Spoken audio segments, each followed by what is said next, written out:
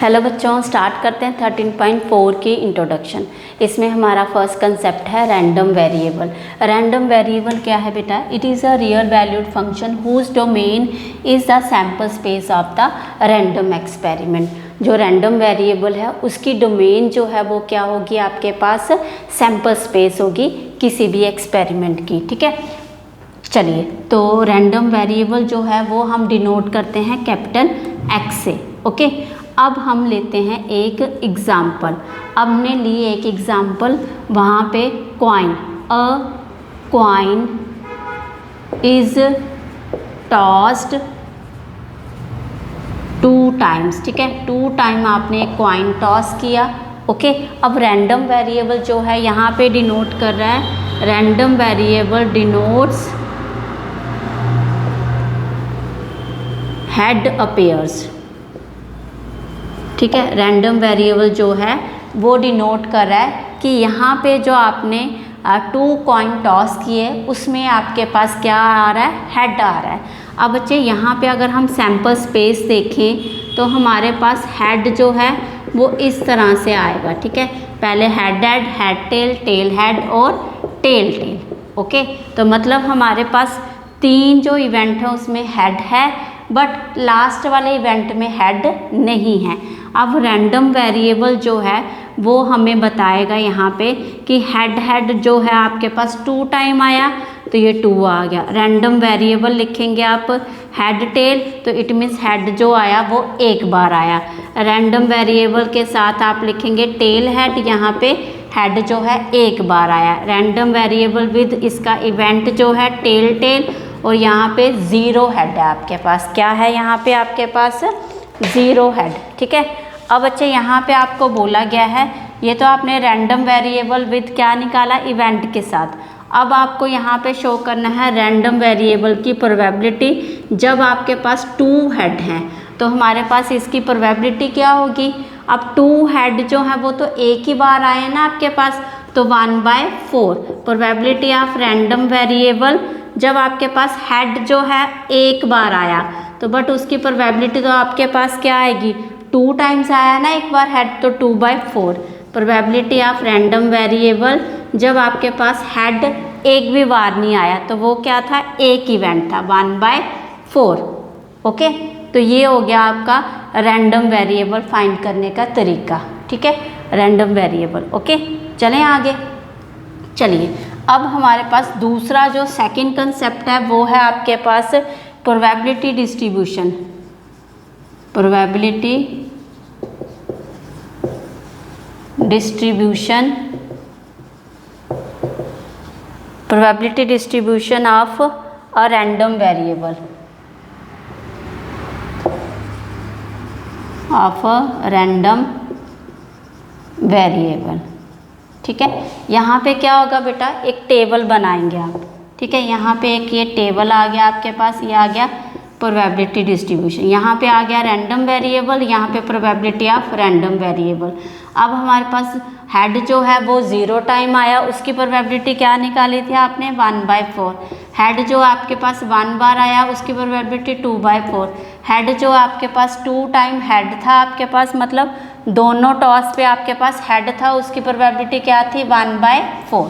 ठीक है, ये आपके पास प्रोबेबिलिटी डिस्ट्रीब्यूशन। अब प्रोबेबिलिटी डिस्ट्रीब्यूशन जो है कैसे फाइंड करेंगे? सबमिशन i = 1 n pi, तो ये आ जाएगा =1। प्रोबेबिलिटी डिस्ट्रीब्यूशन जो है इन सब का जो सम है वो आपके पास क्या आना चाहिए? 1 के इक्वल। ओके, तो ये हमारे पास क्या आ जाएगा? Probability distribution.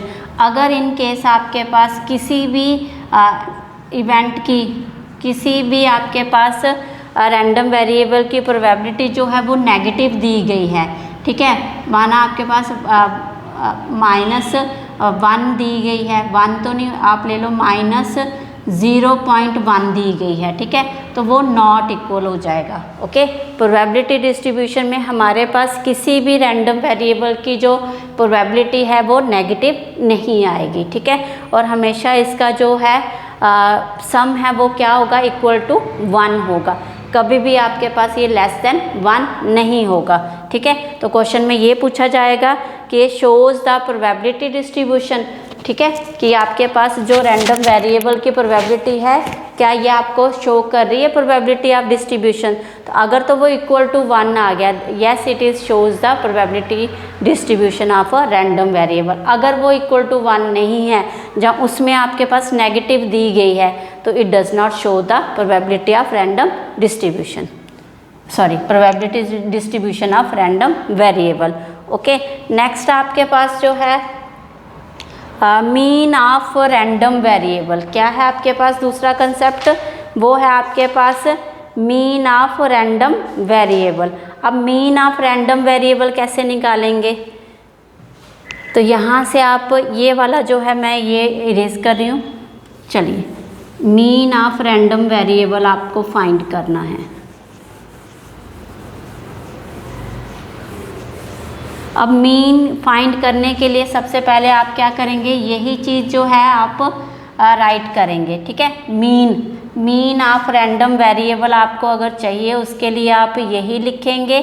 आप क्या करेंगे, उसके लिए भी चार्ट बनाएंगे। थर्ड आ जाएगा मीन ऑफ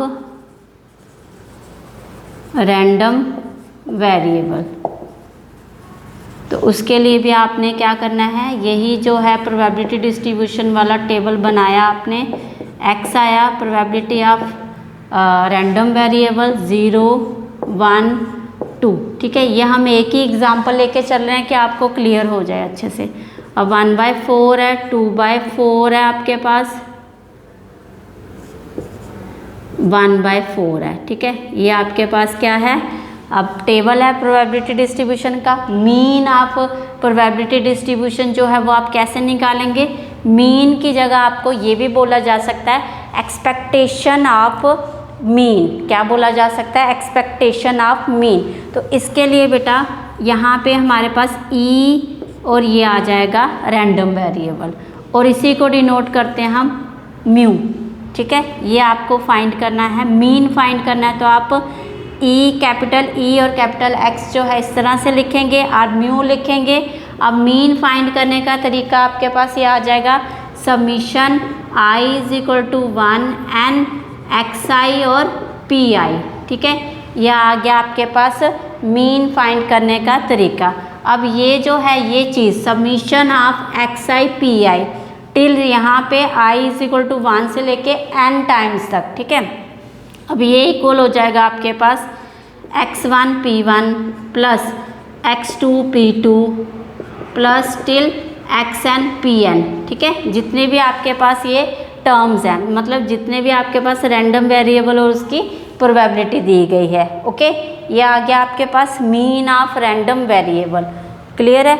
चलिए आगे आपके पास अगर हम मीन फाइंड करें तो किस तरह से फाइंड करेंगे आप, तो ये आ जाएगा mu is equal to x1 और p1। x1 ये आ गया 0 मल्टीप्लाई p1 ये आ गया 1/4 प्लस 1 आ गया मल्टीप्लाई में 2/4। अब प्लस 2 मल्टीप्लाई में 1/4। अब ये 0 हो गया आपके पास प्लस 1/2 प्लस 1/2। तो ये आ गया 2/2 इज इक्वल टू 1। ठीक है, मीन भी आपके पास क्या आ गया, इक्वल टू 1 आ गया।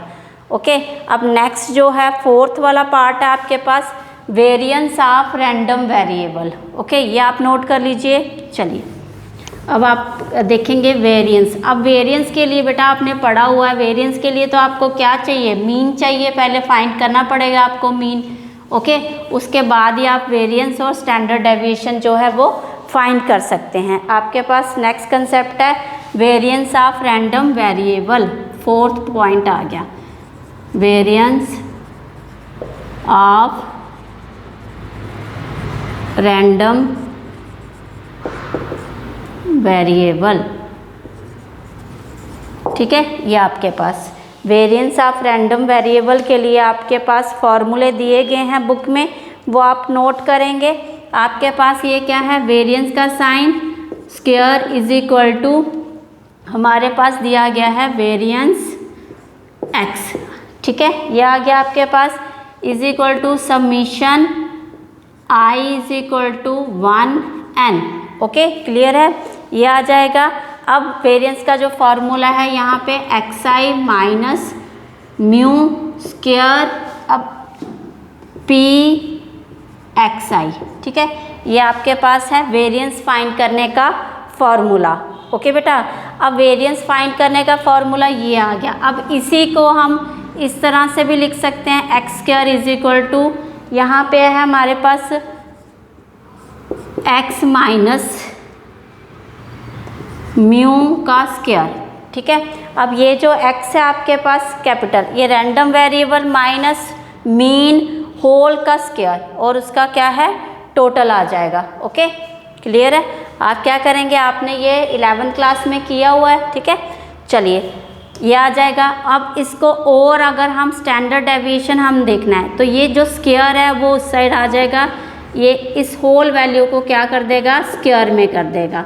तो ये आपके पास क्या आ गया स्टैंडर्ड डेविएशन। क्या आ गया ये आपके पास स्टैंडर्ड डेविएशन, ठीक है। ओके, ये आ गया। चाहे इसको ये कर लो चाहे इसको, इसी को भी ये कर सकते हैं आप। क्लियर है। ये वाला आप ले लो, ये आ गया फार्मूला आपके पास, समीशन xi माइनस म्यू का स्क्वायर प्रोबेबिलिटी ऑफ xi, ठीक है। ये आ गया आपके पास स्टैंडर्ड डेविएशन। ओके, अब एक और फार्मूला दिया गया है वो भी आप नोट कर लीजिए, variance of x is equal to summation i is equal to 1n xi square p xi, ठीक है, minus summation i is equal to 1 xi p xi whole का स्क्वायर, ठीक है। ये फॉर्मूले हैं आपके पास किसके वेरिएंस फाइंड करने के। ओके, अब ये स्टैंडर्ड डेविएशन फाइंड करने हैं, स्टैंडर्ड डेविएशन, ये वेरिएंस। ओके, क्लियर है। चलिए ये आपके पास आ गया। अब ये फॉर्मूले आपके पास मीन और आपके पास रैंडम वेरिएबल होगा तो तभी आपके पास वेरिएंस और स्टैंडर्ड डेविएशन के फॉर्मूले यूज़ होंगे। ओके, तो चलिए अब क्वेश्चन करेंगे तो आपको थोड़ा और ज़्यादा क्लियर हो जाएगा। होप आपको वीडियो अच्छी लगी होगी, तो please like share and subscribe my YouTube channel. Thank you for your love and support.